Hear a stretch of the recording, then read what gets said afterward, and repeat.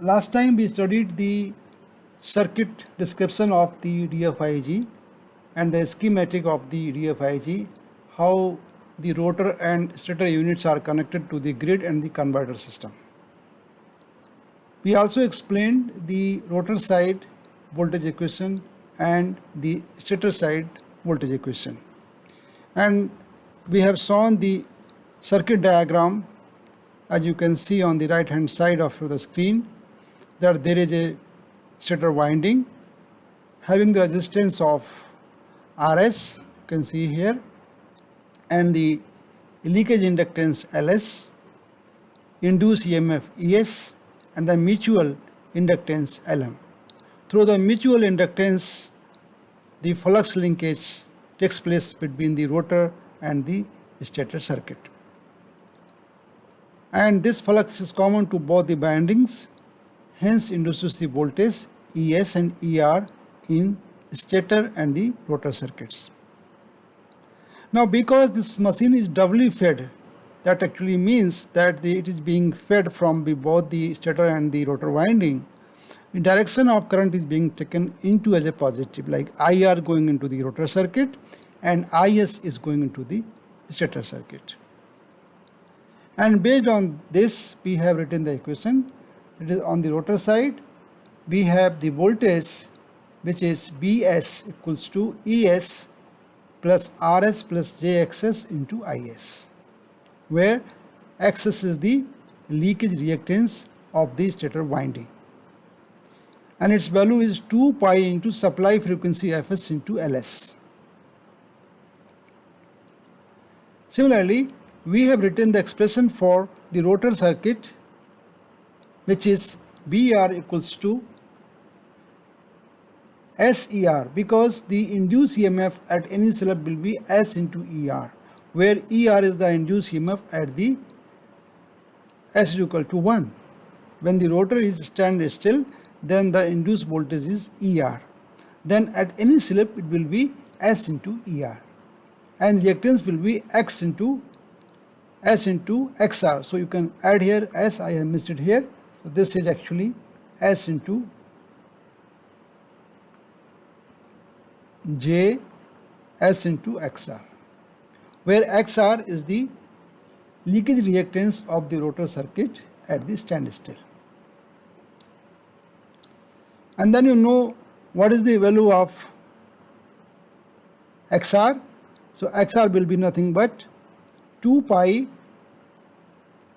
Fr into Lr. That is 2 pi into S into Fs into Lr, because Fr is nothing but S into Sf. I have explained this in the previous class.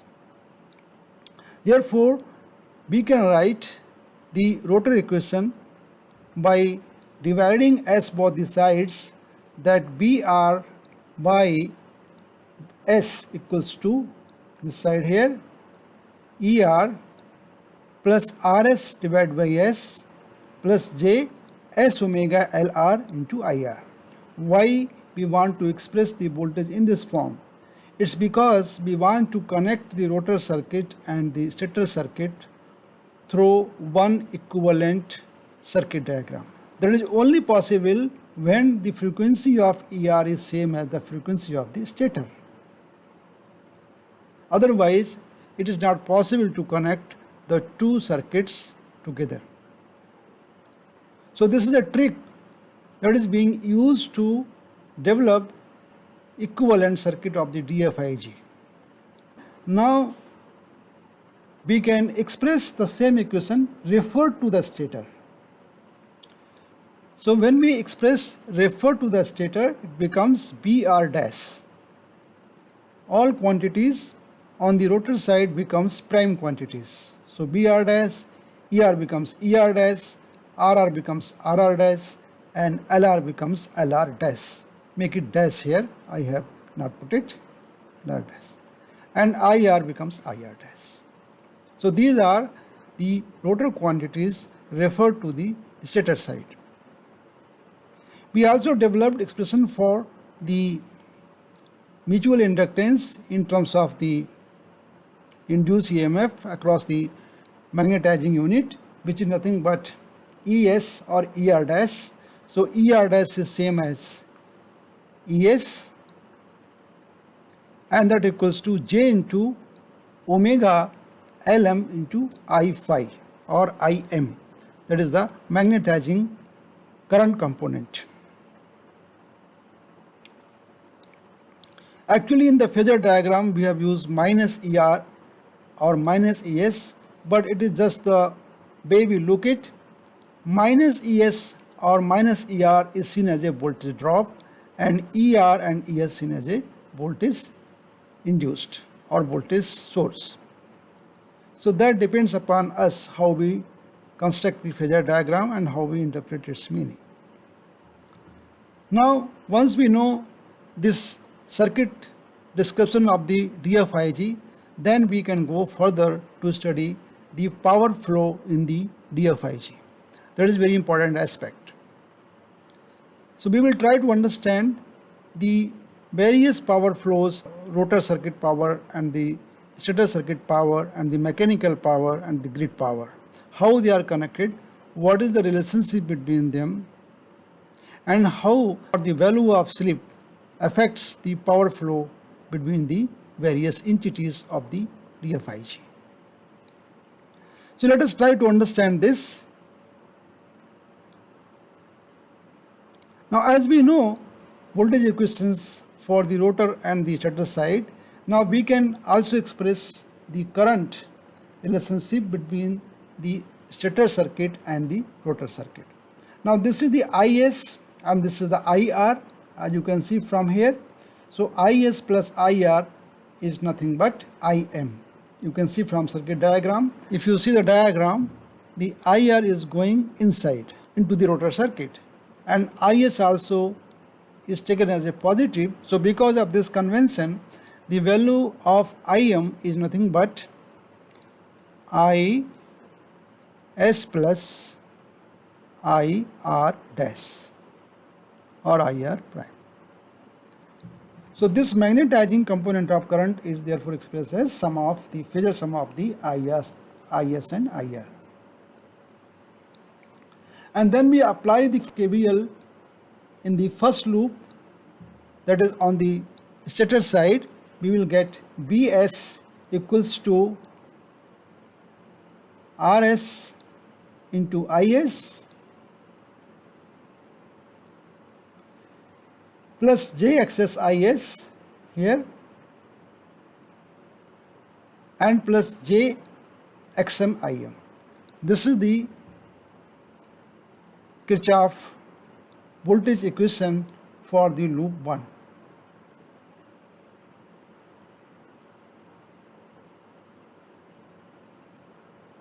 So as you can see from here that if I write the KVL in this loop, then we will get this equation.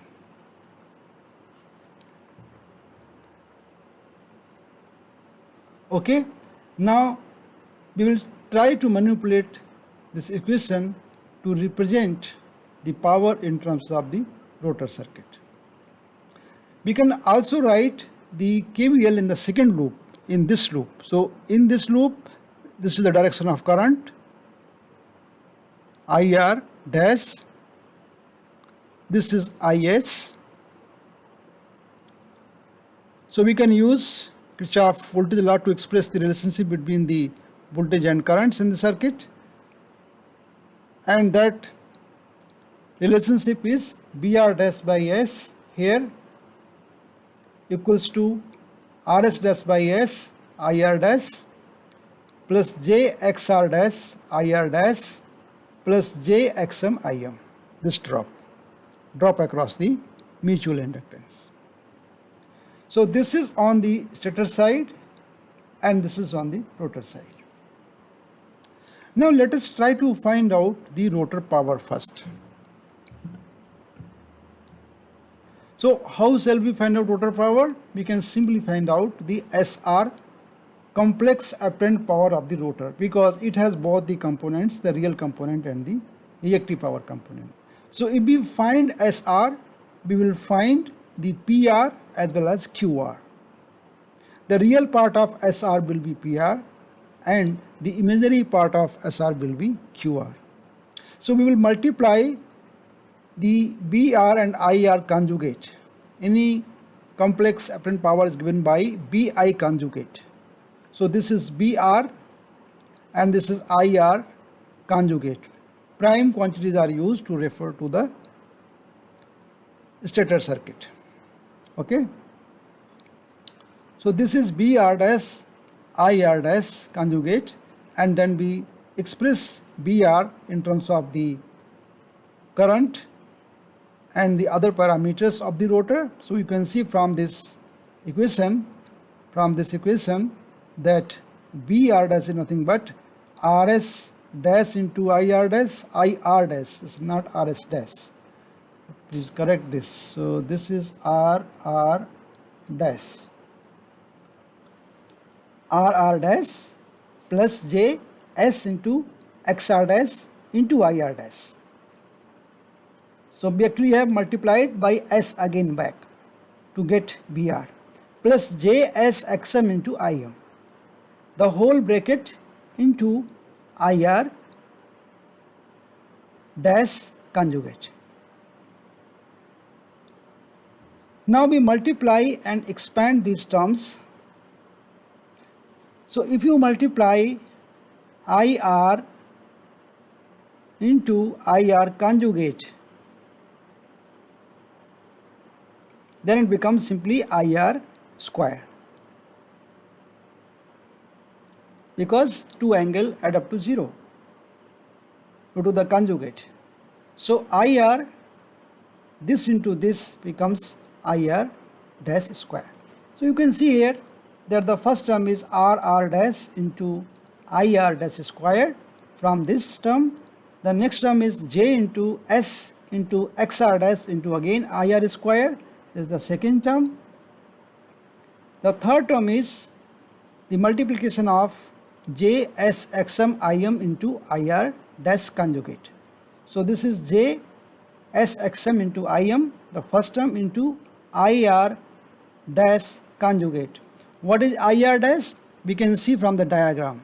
We can express this IR dash in terms of the IS and IM.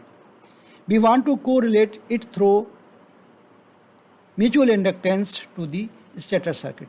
Therefore, we can write this that IR dash is nothing but IM minus IS.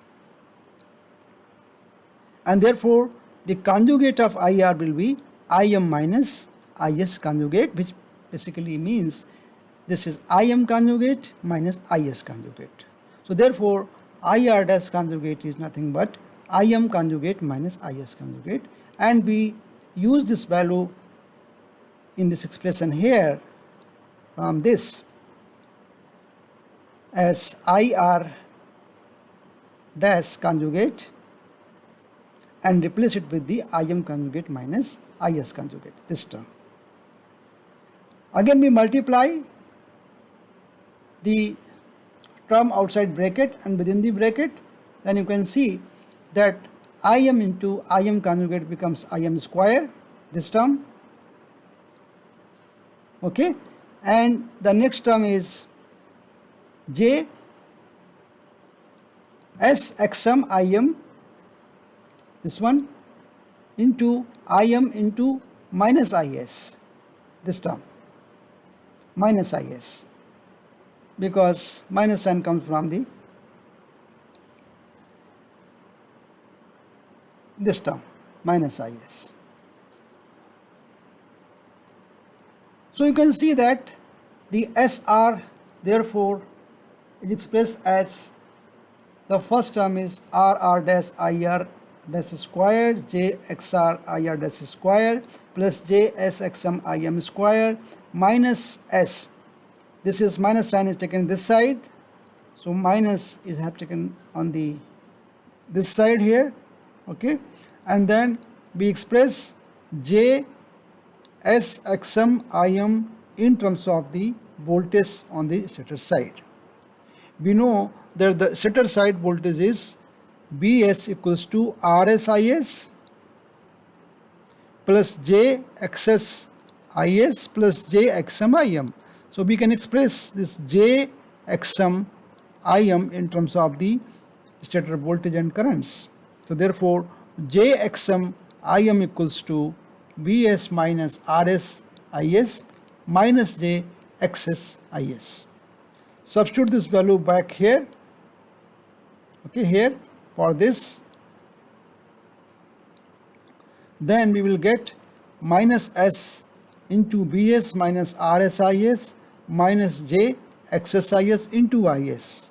So again Is into Is conjugate becomes Is square. Okay.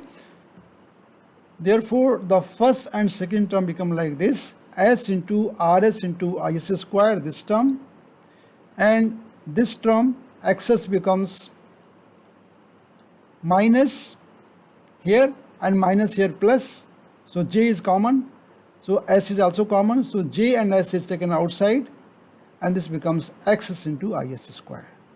The midterm was Xm into Im square, so this is Xm into Im square, and this term is taken inside here, Xr dash into Ir dash square, minus S into Bs Is conjugate. This is Bs, this is Is, so this becomes Bs Is conjugate. What is Bs Is conjugate?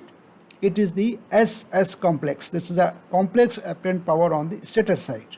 So S times the complex apparent power on the stator side, that is PS plus JQS. The same way like we have expressed SR equals to PR plus JQR. Similarly, we can express that SS equals to, on the stator side, power equals to PS plus JQS. Fine? And that actually means that it has a real component and the reactive power component. In this way, we can express the SS and SR. So now, changing this SS into PS and QS form, we will have two parts, the real part and the imaginary part. This is the real part, RR dash IR square, SR dash IS square minus SPS, because this is S into PS. Then the imaginary part is S is common to all, XR IR square, XM IM square, XS IS square minus Q.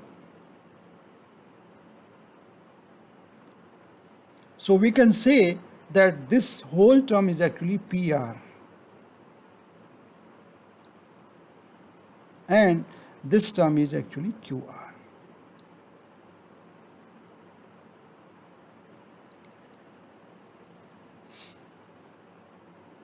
Therefore, the rotor power, the real power is RR dash IR dash square, then S into RS into IS square minus S into PS, and the QR is S into XR dash IR dash square, and then XM into IM square and minus QS. If you want to make it separate, it is also possible. Then we can do one thing, we can remove the bracket here, and the bracket will be here. So this into this is this, then minus SQS, which actually means to say that the net rotor power, the real rotor power, equals rotor copper losses, first term, plus S times stator copper losses minus S times stator power, and the reactive power is S times of rotor reactive power, S times of magnetizing reactive power losses, and S times of stator reactive power. This is very interesting relationship which describes how these various powers are related. Now, The term SPS, this term and these terms, is far more as compared to the losses, because these terms form the losses, copper losses. These terms form the reactive power losses. So losses are significantly less than the actual power. And SPS represents the equivalent of the rotor real power. So that is far greater than, these values are far greater than the losses component.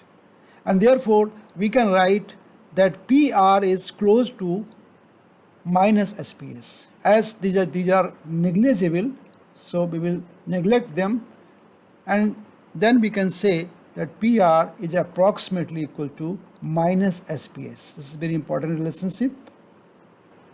And similarly, QR is approximately equal to minus SQS. We can add this here, or you can write it later. QR approximately equal to minus SQS. These two important relations are achieved through this analytical result.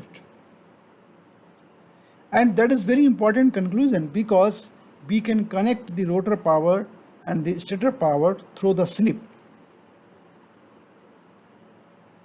The only factor is the slip. And that says that the rotor circuit power will be S times the capacity of the machine, because stator power is basically the rating of the machine. Let us say that slip is plus minus 0.3. For example, we can go the operation of the DFIG over the range of 30% below the synchronous speed and 30% over the synchronous speed. Then the slip is plus minus 0.3. So for the slip of plus minus 0.3, we will get PR as plus minus 0.3 into PS. The slip has been taken as plus minus 0.3.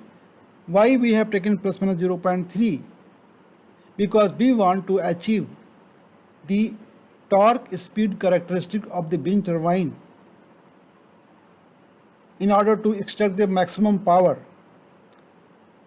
The range is plus minus 30% over the synchronous speed. For this slip, what is the NR?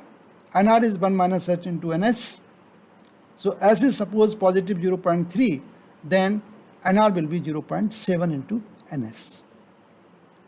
And if the slip is minus 0.3, NR will be 1.3 NS.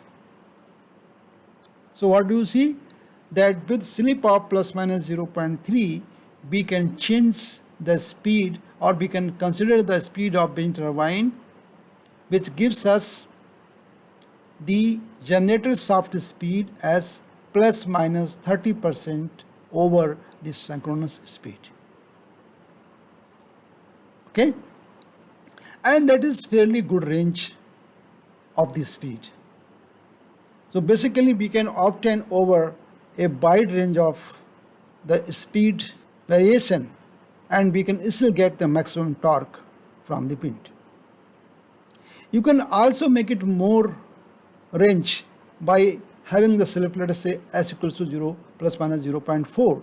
If we have S value which is plus minus 0.4, then the range of speed will increase. It becomes basically 60% to 140% around the synchronous speed. So this is the main factor of DFIG, because it can be used for a wide range of the speed variation of the wind velocity. Still we can get the maximum torque, and the machine remains functioning for this wide range of the speed variation. So as I said, we can also choose plus minus 0.4. In that case, the speed variation will be allowed as plus minus 40% over and below the synchronous speed. But very interesting point is that the rating of the rotor or rating of the rotor circuit or rotor converter circuit is S times of the rating of the machine. So if the S is plus minus 0.3, then the rating of the rotor converter will be 30% of the machine rating. Therefore, the rotor converter need not to be designed at the same rating at the machine rating. This is one of the advantages of the DFIG. The converter rating will be S times the rating of the machine. So if the S is plus minus 0.3, the rating is 1/3 of the machine. So you often will hear that the rating of converter is very less in case of the DFIG. The reason is this. And it depends upon the range of the slip that we would like to consider for the operation of the DFIG. Now let us go a little further. For the rotor reactive power, if you see, as I said, the rotor reactive power is given by the imaginary part of the previous equation, which is S times of XR dash square, IR dash square, then XM into IM square, then XS into IS square minus SQS. As I said, this value is far more than these losses, and therefore these losses components are ignored and the QR becomes minus SQS. These are different reactive components. The first one is because of the rotor leakage reactance, the second one is because of the mutual inductance, and the third one is because of the stator leakage reactance. So approximating QR as minus SQS, this also explains the reactive power rating of the rotor circuit will be S times the rating power of the machine, or rating of the machine's reactive power. So if I take plus minus 0.3 as a slip, then the rating of the real power and the reactive power rating of the rotor circuit and the rotor converter will be 1/3 of the machine rating. Now this is the complete diagram that you can see here for the power flow. This is the DFIG, this part, and the inner represents the rotor and the outer circle represents the stator. The stator is connected to the grid through the transformer here, okay, and the rotor side circuit is connected to the rotor side converter, this one, and then we have grid side converter which is connected to the stator terminals to take energy or to take the power or give to the power to the stator circuit, and accumulates energy into DC link and then circulate that energy to the rotor circuit through this converter. This is the wind turbine, okay. Now wind turbine has certain wind velocity, for that it rotates, and through gearbox it is connected to the DFIG rotor. In the circuit diagram, we have taken IR and IS as a in current into the rotor winding and the stator winding. Because of that, the PS going into the stator circuit is considered as positive. So PS going into the stator is positive. Similarly, the PR going into the rotor is taken as a positive. And of course, P mechanical goes from wind turbine to the grid side. This power is called PGS, grid side converter power or grid side power. So PGS goes like this and it becomes the rotor real power and go into the rotor circuit. So basically PGS is same as PR, neglecting the losses. In this diagram, we have neglected the losses. If losses are neglected, what is the relationship between P mechanical and P grid? P mechanical has to be equal to minus P grid, because the sum equals to 0, and therefore the P mechanical is being delivered to the grid. So minus sign indicates that the power is being injected into the grid. From grid point of view, the positive power means it gives power back to the system, and negative power means it is being injected into the grid. So we have taken that convention, but actually here, if you see, for this application, the power is being injected into the grid. So P grid will be having a negative value.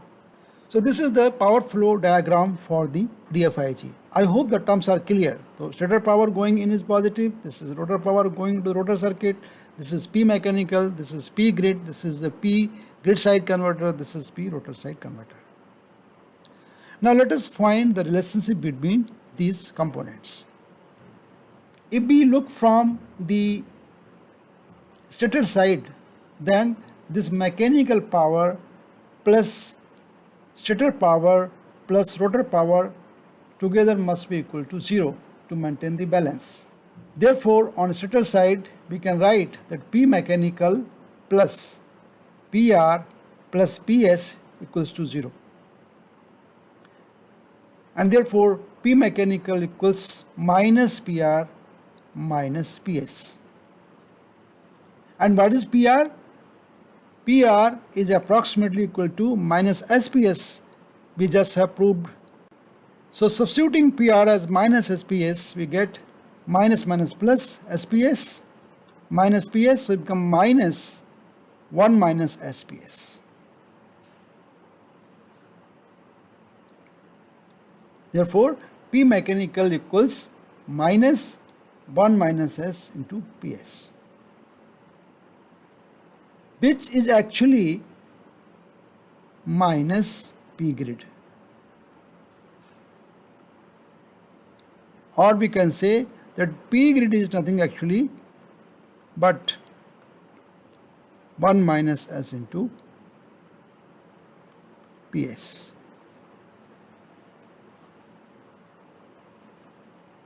Okay. Now let us go on the grid side. On the grid side, you see the PGS, the grid side converter, equals to the rotor power, because the power simply comes and goes like this.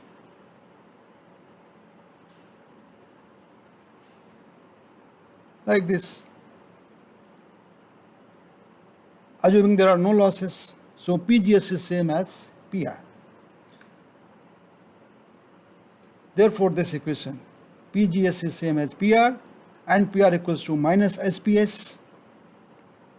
We can also find out P grid. What is P grid? P grid is nothing but this plus this, because this is being directed two parts. One comes this part, another goes this part. So P grid is PS plus PGS.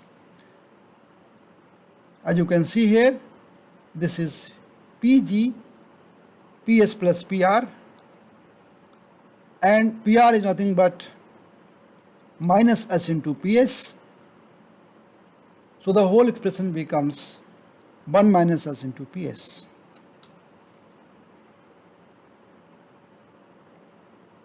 So we have proved that P grid is 1 minus SPS and P mechanical is minus 1 minus SPS. This tells us that P grid equals to minus P mechanical equal to 1 minus S into PS. And that is obvious. If you look at the diagram, P grid has to be equal to minus P mechanical. If we have taken this as a positive grid power, this direction, then we can say P mechanical is same as P grid. The negative sign will not come. It depends upon the choice of the direction that we take into description.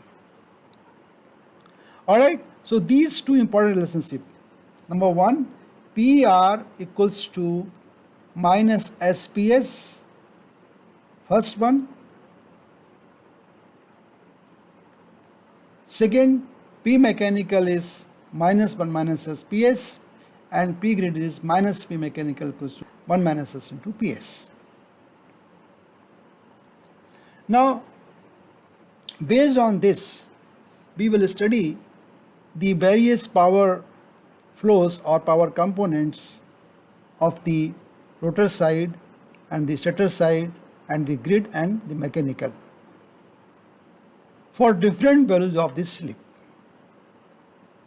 And based on this slip, we divide the operation of the induction machine or DFIG machine into three important regions. These three important regions are supersynchronous, synchronous, and subsynchronous. Now, as the name indicates here, supersynchronous means that the machine is being run at the speed more than the synchronous. As you can see here, that NR is greater than NS, and therefore the slip is negative. For example, the slip could be minus 0.3.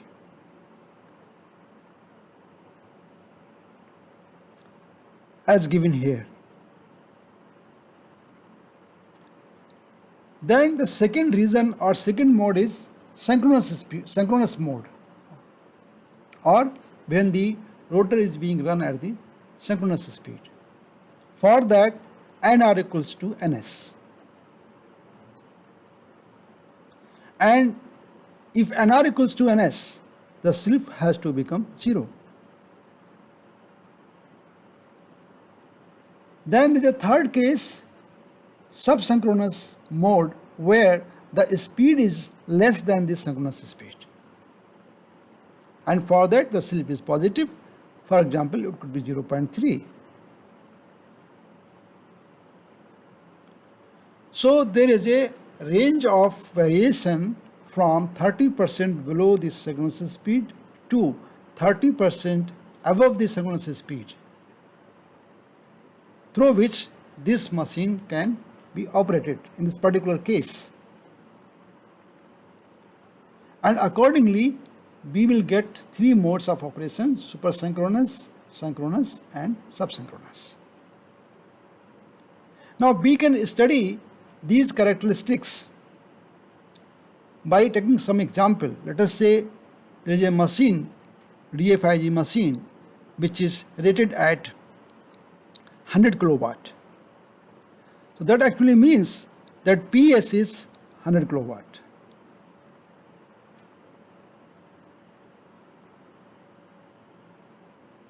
So this is the rating of machine.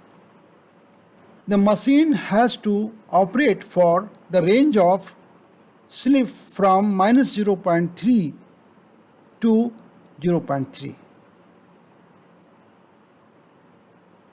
Okay. So for this rating of machine and for this range of slip, what are the different power components of the rotor and of the stator and of the grid and of the mechanical power? So let us see this. We can also study these characteristics by applying this concept that we can consider three mechanical powers. One is 130 kilowatt, 100 kilowatt, and 70 kilowatt. So these power are available from the wind at different wind velocity. Obviously, to achieve 130 kilowatt, we need higher velocity. So this is BW1, BW2, and BW3. Obviously, BW1 has to be greater than BW2, and BW2 has to be greater than BW3, because this power is more from the wind. Now let us not complicate it, just try to understand from this table is very much clear in the previous discussion. So this is actually super synchronous mode, this is the synchronous mode, This is the subsynchronous mode. So in this mode, NR is greater than NS. In synchronous mode, NR equals to NS. And in subsynchronous mode, NR is less than NS. So for that, slip is positive, let us say 0.3, slip is 0, and slip is negative, let us say minus 0.3. Now we have considered the rating of machine as 100 kilowatt. So what is PR? PR is minus S into PS. Now S is negative 0.3, so minus 0.3 into minus 100, because PS is minus 100 kilowatt as per the direction of the power. This becomes minus 30 kilowatt, which means it is close to 30% rating of the machine. The rotor side converter rating will be 30% of the rating of the machine. What is P mechanical? P mechanical is minus P grid, which is equal to minus PR plus PS, and it becomes 130 kilowatt. It basically means 130 kilowatt power is extracted from the bin. Out of that, 100 kilowatt comes from the stator and 30 kilowatt comes from the rotor. So the power which is being received by the grid is 130 kilowatt. Fine. Now let us see what happens to this situation when NR equals to NS. When NR equals to NS, the rating of machine is same, 100 kilowatt. PR is 0 because S is 0, this S is 0, and therefore P grid and P mechanical are same, that is 100 kilowatt. So P mechanical is 100 kilowatt and P grid is minus 100 kilowatt. So what is the situation here? Only stator gives real power to the grid. What is situation here? Both stator and the rotor gives power to the grid. Both participates in giving the real power to the grid. The rotor gives 30 kilowatt, the stator gives 100 kilowatt. The total power given to the grid is 130 kilowatt. In this case, the rotor does not give any power. The only stator power is being given to the grid, which is 100 kilowatt. And in third case, when it is in subsynchronous mode, the NR is less than NS. So we have taken S as 0.3. So for that, the PS is minus 100 and PR equals to minus S into PS. So minus is minus 0.3 into minus 100, it becomes 30 kilowatt. So what is P grid? PR plus PS, 100 minus 100 plus 30. Okay, this is minus 100. So this is minus 100 plus 30. This becomes minus 70 kilowatt and P mechanical is 70 kilowatt. So you see that for the three cases, the power transfer from the DFIG to the grid is minus 130 kilowatt in the sense that it is being injected into the grid. I will say 130 kilowatt, then 100 kilowatt, and then 70 kilowatt, because wind speed is different. But you see the participation of rotor circuit. Here the rotor delivers power to the grid, here rotor does not deliver power to the grid, here rotor takes power from the grid. How much? 30 kilowatt. So in each case, the situation of the rotor is different, and this kind of a functionality has to be achieved through the rotor converter circuit. The rotor converter has to operate rotor in such a way that it gives the desired characteristic. Similarly, we can study the reactive power. This is the rating of the stator reactive power, which is also the rating of the reactive power of the machine. So 30 kilobar, you can say kVAR, that's how we measure the reactive power, kilovolt ampere reactives. is the rated value of the reactive power of the machine. So based on that, we can find out the QR, which is minus into SQS. So S is minus 0.3, so minus minus plus.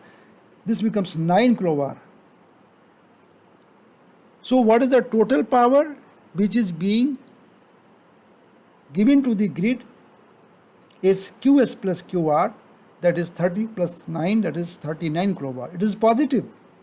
It basically means we are taking power from the grid.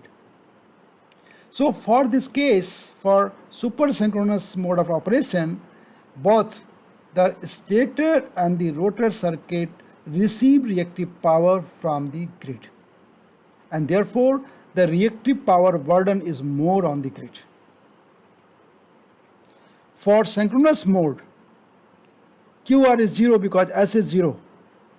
Therefore, only stator takes reactive power from the grid. Rotor does not take any reactive power from the grid. Only stator takes power from the reactive power from the grid. So this situation is like the reactive power requirement or reactive power burden on the grid is moderate. In case of subsynchronous mode, QS is 30, QR is minus S into QS, and this time S is positive, so minus 0.3 into 30 is minus 9 kilovar. And Q grid is therefore QR plus QS, which is 30 minus 9 becomes 21 kilovars. So you see here, this is 39, this is 39 here, and this is 30, this is 21. So for the subsynchronous mode, the burden on the grid to supply the reactive power is the least as compared to the synchronous mode and the supersynchronous mode.